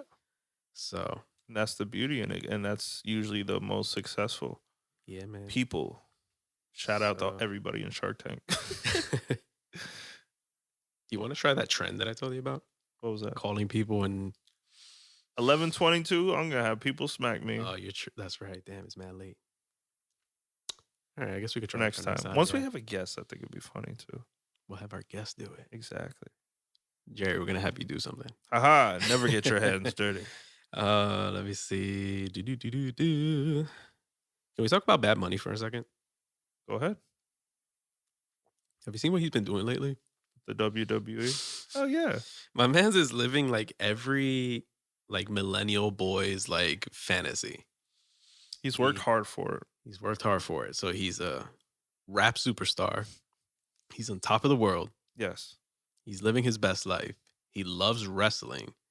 So now he's in the storyline for like WrestleMania or something like that, like the biggest wrestle event on the planet. So have you ever heard of the 24/7 championship? No. So there's this new championship that's been out maybe like 2 years. So it's fairly new, maybe 3 years, where it's called the 24/7 championship. So whoever's the champion walks around with the belt, and any given moment, anybody can run up on you with a referee and like take the belt from you, basically. Oh my so God. So it's like this whole fiasco. It's the funniest thing ever. If you look up videos, there was this guy, the longest reigning champ was actually Gronkowski, the football player. Wow. Yeah. So he had like the title for like 50 days or something like that. So it changes like this. So Bad Bunny has it right now. So he walks around with one of the wrestlers as like his bodyguard.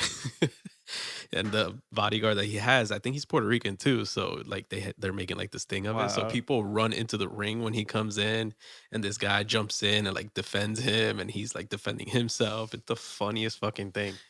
I forget who he was with, but he slapped the shit out of him. Damn, who was it? It was probably The Miz. Because he's like beefing with The Miz right now. The Miz is like this guy. He used to be on MTV Real World. Yeah. I'm so lost in it because it's nobody I recognize anymore. Yeah. You know what I'm saying? It's like all new. It's like I bought Mortal Kombat for Xbox. I'm like, who the fuck is these this? people? Yeah. It's funny because one of the kids I used to work with that I still keep in touch with, he kept me on the wrestling thing. So I know a lot of these faces because he still sends me like Instagram clips of like all these wrestling moments. So I appreciate him for keeping me in the loop with all this stuff. So, the Miz actually it was this guy named Mike from MTV The Real World. This was like Real World New York, like maybe 15, maybe 20 years ago.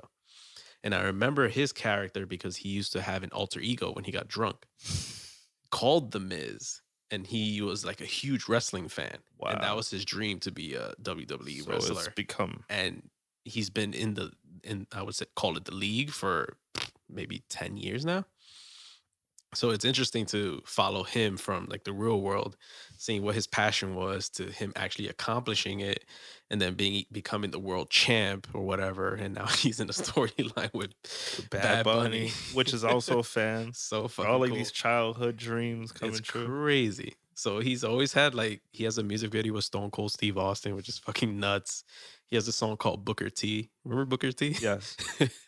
So he has a song called Booker T, and he's in the That video guy's like, he didn't even have a neck. at all. He was just like this. He was like all traps and dreads. Wow. Yeah. So I've Who did he been roll with following that. though? Who's the dude with the blonde hair? Booker T. Yeah, the Booker T was like sometimes he would team up with I think he was solo for the most. no, I he think was when in solo, but I'm saying like WCW, when they would do cage matches and all that, like he would. I think when he was in WCW, he had a. Let me see, Booker T Tag team. team partner. Nah, this guy was not blonde. Look at this. He wasn't. Look at this picture. He was black. Yeah, Never mind. yeah.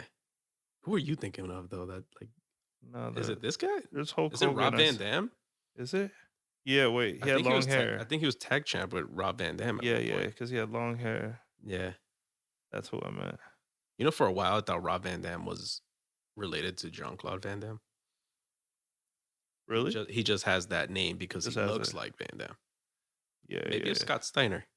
Remember Scott Steiner? Yes. He had the blonde hair. Well, he Yeah. bleached his hair blonde. Yeah, that's what I meant. This guy. Wait, where do you have the picture of Scott jacked. Steiner? I just Googled Booker T tag champ. That's Scott Steiner. He used to be with the Steiner brothers. He had like a quote unquote brother. Yeah. I forget what his brother's name was. Yeah. That's him. Scott Steiner. Yeah. Jesus Christ. No, that's a throwback though. But that's what I'm saying. Like I can't recognize anybody. So it's like, yeah. I mean, there's still people like I think Triple H is shit. still in there, but he like pops up here and there. I fucked myself up. What was that? I had my bracelet hit the top of this, but it sounded like something fell on me. I was like bugging myself out over here. So let me see. I think who else is still? You know Rey Mysterio. Absolutely. He's still wrestling. I think his son is actually How wrestling old is there. he now? He is old. He's really got to be He's old. probably like mid 50s maybe. Has to be. But he still looks fantastic. It's nuts. I think even his son is in the storylines. Well, you can't even really tell because there's always He the has the mask. mask. True. Who else? I know Undertaker retired recently. He was getting old though. Yeah. He looked like Shawn Michaels was in and out here and there, but he was mostly like managing, commentating, jumping into storylines here and there. Triple H was like in the. he stayed a while, but like he also he was just starting to look mad. Mm-hmm. He was more in the front office type things. Like he was like the commissioner at some John point. Cena ended up in every action movie you can imagine. John Cena's hilarious. Who else? I can't think of anybody. You know what else happened that's still with in the game. yeah. I know a lot of these guys, these older guys, are in this thing called AEW, which is like a new brand. I don't know if they're associated with the WWE, but remember Sting? Yes. He's there. Remember Billy Gunn? Sting was cool because he had like that the crow look. Yeah, the crow look. So he's in AEW. Jericho, Chris Jericho is on there. Holy shit. Billy Gunn is on there. Who else? What happened It's a bunch with of older people? There's so many, man. So many. Say, don't ask me about Chris Benoit because Chris Benoit. Did you hear about Chris Benoit? No. You remember Chris Benoit? Oh yeah. They called it roid rage or like depression, some kind of depression or something like that, or some. He went serious crazy. anger. Yeah, he went crazy, killed his family, and killed himself. Yeah, that's Chris Benoit. Well, yeah, because I remember they'd be like Chris Benoit. There was somebody in the rap lyric that mentioned him recently in referencing that. I don't know. I guess like the last name Benoit is just like It's French, right? Canadian. Yeah. Canadian. I mean, yeah, French root. So that reminds me. Speaking of tasteless rap lyrics, did you hear the Meek Mill thing about Kobe? Yeah. What do you think about that? You think what was the line again? Do you think it's as serious as people are making it seem? I mean, somebody gonna do it eventually. True. I'll tell you right now. It's something along the lines of I'm gonna go out with my chopper like Kobe Bryant or something like that. Yeah. I mean, it's fact. I guess you could say it's too early. Maybe too soon. Too soon. Yeah. But I don't know. It's tough because it's like when you're not, I don't know, like hip hop and the basketball game is so heavily like, again, they always say like the ball players want to be the rappers and the rappers want to be the ball players. So I feel like it's very heavily intertwined somehow. So the like, I wouldn't carry it like, I wouldn't say it's too much of an insensitivity, but it's kind of like if his wife was in the room listening to the record, like how would you feel? Mm-hmm. And the thing is, like, I have mad respect for Meek Mill in the sense of like where he started gearing his career, especially when he started working with Jay-Z and like how he was giving back and all this other stuff. So I mean, want me to read it to you? Go ahead. Okay, so it says, and don't judge me on my Meek Mill cadence because I don't really listen to Meek like that. So I'm gonna say it the best way I can. This bitch I'm fucking always tell me what she love. Go on. Okay, I'll just read it. Fuck it. This bitch I'm fucking always tell me that she love, but she ain't ever showed me. Yeah, and if I ever lack, I'm going out with my chopper. It be another Kobe. Yeah, I mean, I think it's a too soon type situation. Yeah. I feel like if he waited maybe 5 years, everybody would be like, but this is that's the fucked up and difference stuff." too, because I feel like they marginalize someone like Meek Mill because they don't see him as a lyricist versus like if Eminem did it, then they praise it because they're like, oh, he's wild anyway. So it's like, Yeah. I think Eminem would disguise it a little better too, lyrically, because I feel like the punchline is, I get it, but I think it's a little lazy. but even at the time, like, when he was doing stuff about Britney Spears and everybody else, what made him popular is because it was so Controversy. on the time. It wasn't a day later. It was of the moment. Right on it. Yeah. Yeah, I guess so. So the thing And is, also- it's like, is it the same thing? It's like, oh, it's because it's Meek Mill. Yeah, I guess so. And I guess because everybody loved Kobe so much and it's still fresh. It's very fresh. But I mean, any publicity is good publicity at the moment. So Would I'm sure Kobe those fuck streams- with it? Because that's all that matters. Would he fuck with it? I mean, he was a rapper. Exactly. Maybe he would appreciate the recognition, wordplay. Even though I still feel like the wordplay is a little lazy. Because I feel like it's shitty when other people offended, but the person that it's about isn't. So and he can't even defend himself. God rest his soul. But like, if I was Kobe up in heaven, I'm like, yo, that's just kind of fire. I'd be like, screw what everybody else thinks. Right. So I guess we'll definitely never know because he's gone. But yeah. The way I saw it, I thought it was a little too soon. It has to be in good taste. You can't be doing it because your records are low and you need publicity stunt. Like you have to do it because I gotta listen to the song. What's the name of this fucking song? You know what it is too? It's like hip hop. Like you want to say it before like Fab says it. Right. You know what I'm saying? Because like the next week Fab will say in some cool ass fucking way too. Yeah. I remember he stole a bunch of my punchlines. We're gonna hit you up, Fab, and be like, "Yo, you stole Jay Suarez." God damn it, punchlines. What's the name of this fucking song? Is it even like out? I mean, I would assume so. If people are listening to it. What's the name of the song, guys? Google, tell me. Meek Mill, Kobe line. Song. Let's see here. I would have to look this up. Meek Mill drops Kobe Bryant lyric on a leaked song. It's not out yet. It's leaked. And people are not okay. I mean, he said he apologized to her like in private. But people are like on him because he didn't do a public apology. So I don't know. Yeah, I don't know. Everybody's on some shit. But yeah, that's what Meek Mill's been up to lately. Let me see. We'll do the call thing next week. Bad Bunny, we spoke about already. Any artists you want to shout out? I guess we can shout out Jay Saint because the video's dropping tomorrow. So by the time you listen to this episode, head over to YouTube. Is it going to be on Vimeo? You don't know? It's going to be on a lot of things on top of being around the world because he's getting a lot of. He sent me a list of the releases that it's going to be on, whether it's platforms or magazine type. You can say it because by the time this comes out, all right. So that's right. That's right. So I'll do the ding since we don't have a ding sound. The ding sound. All right. So Jay Saint said, publicist just sent me this that he's got FGUK. Ding. Confirmed for Cover Friday, Flex Magazine, Ding. Friday, Sheen Magazine, Ding. And TENZ. Ding. TENZ? Yeah. Is that like a TMZ of like a different country? I don't know. Hope it is. But yeah, there's one in South America. So Oneiphotography and Jay Saint, South America, right up. Man.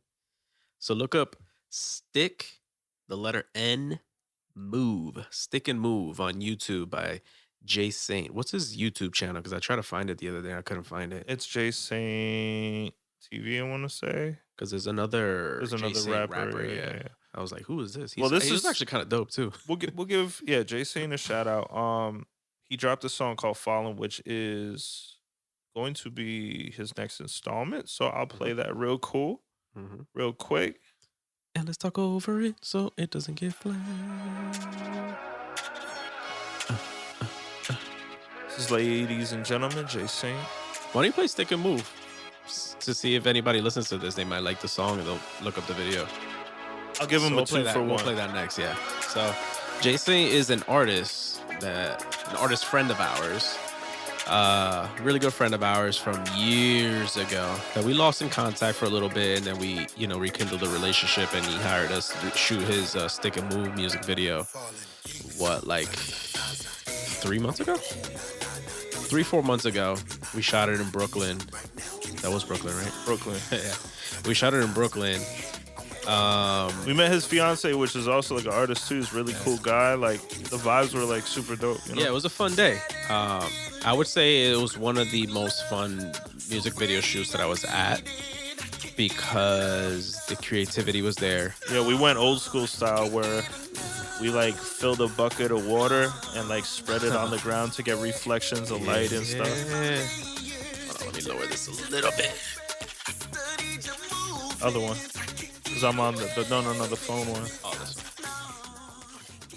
I wanted to overpower. But yeah, it was fun, man. Like we were in this like abandoned church that's like a rented space for like anything. Like any kind of events or like music videos and stuff like that. And I don't know, overall it was a fun day. I love when we shoot music videos for artists that take it seriously. So they had choreography, like they were going ham with the choreography. They were like spraying water on themselves to make it look like they're sweating. So, the whole concept was there. I love when people approach us with a certain idea and we could expand on the idea and shoot the idea flawlessly. I think it took us maybe like an 8 to 10 hour shoot. Yeah. And we got all the footage that we needed. You edited it beautifully. He sat in on the edit session with you and got it exactly where everybody was happy with it. Yeah. So I'm excited to see the final product because I saw the first draft or second draft. So I don't think I've seen the actual final copy. I just always love like where the collaboration goes, where when these artists team up with us and we team up with them, like it always ends up being a new elevation in their career. And same for us, where it's like, like I feel like we're doing videos again, like you said, we're like bringing it up there, where like people are getting like a Hype Williams vibe. Mm-hmm. Where no, I don't see anybody else giving it little hints of K-pops and all this other shit. And I love the colors of everything going on in this video. There's blues, there's reds, there's greens, there's whites, there's everything. Let me hit him with a little bit of stick and move. So stick move is like a very Caribbean dance vibe to it. And another thing I like about shooting music videos of songs that we actually like, because we're listening to this thing for like 10 to 12 hours in a whole day. Yeah. So if the song is good, at least halfway decent, not saying that this one's halfway decent, but I'm just saying in general, if it's halfway decent, it makes it more enjoyable to shoot, you know? So if you're shooting a video for a shitty song, which we've done before. And it's all like full circle too, because A Natural does a lot of the arrangements for Jay Sane and stuff like that. So it's artists and artists and artists and artists, and it's just like artists that we've mentioned here on the podcast before, shouted out a whole bunch of times before as individual artists themselves, added their little spices to these songs that we shoot. So it's like a circle of friends that are like putting their hands or putting their little spices on this recipe. So yeah, he had like a video clip.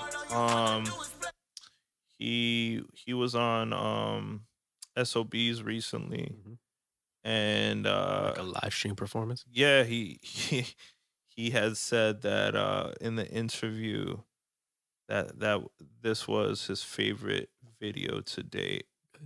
She asked him like which was his favorite music video, and you know, he said this one, Stick Move. Yeah, I was trying to find the little clip because I saved it. You guys had a moment too. Yeah. Did you post it on the page? The Stick and Move. Shout out to him.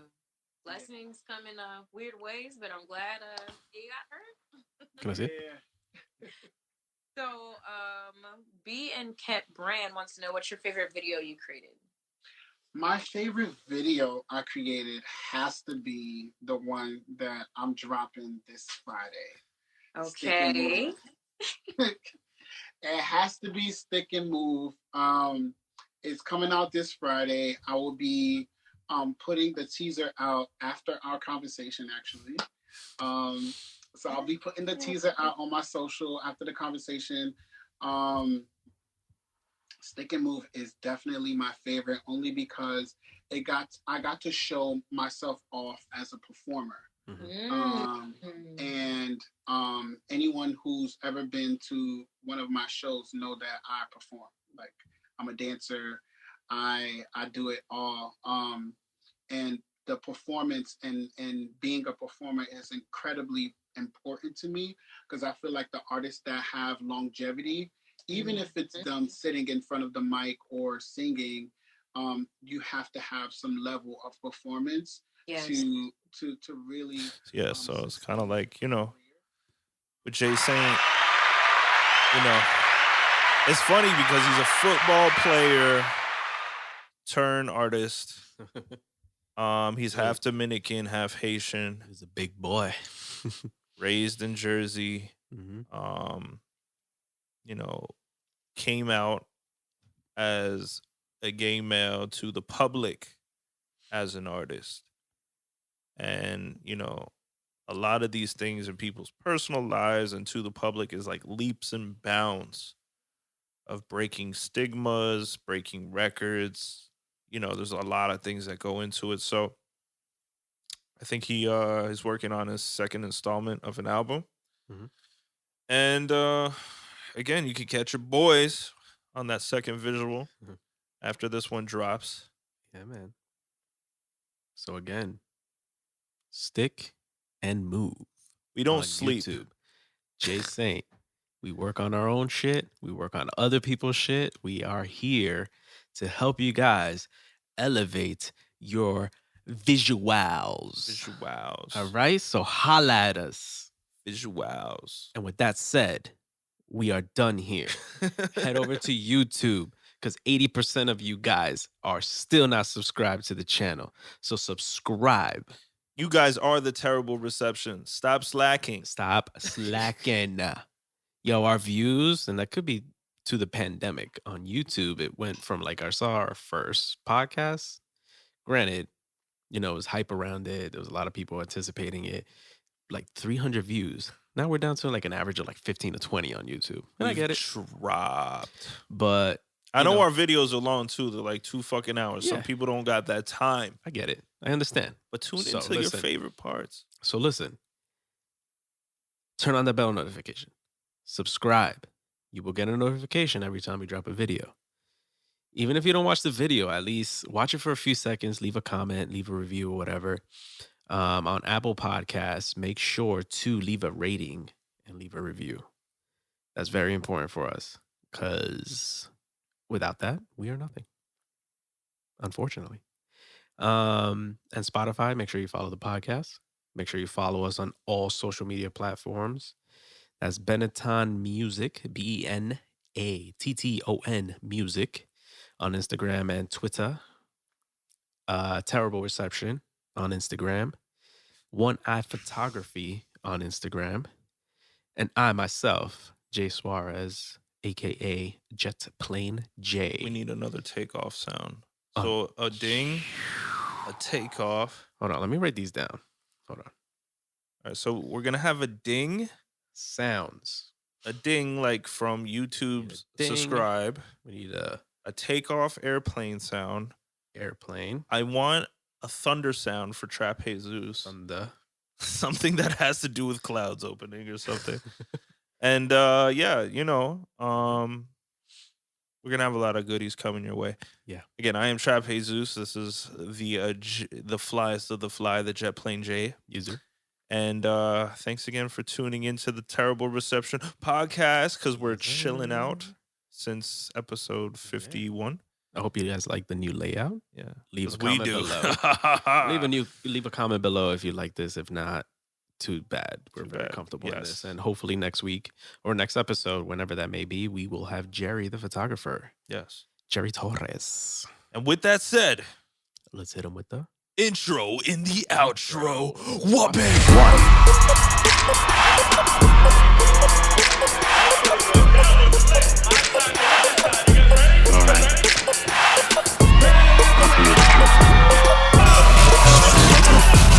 Can you hear it?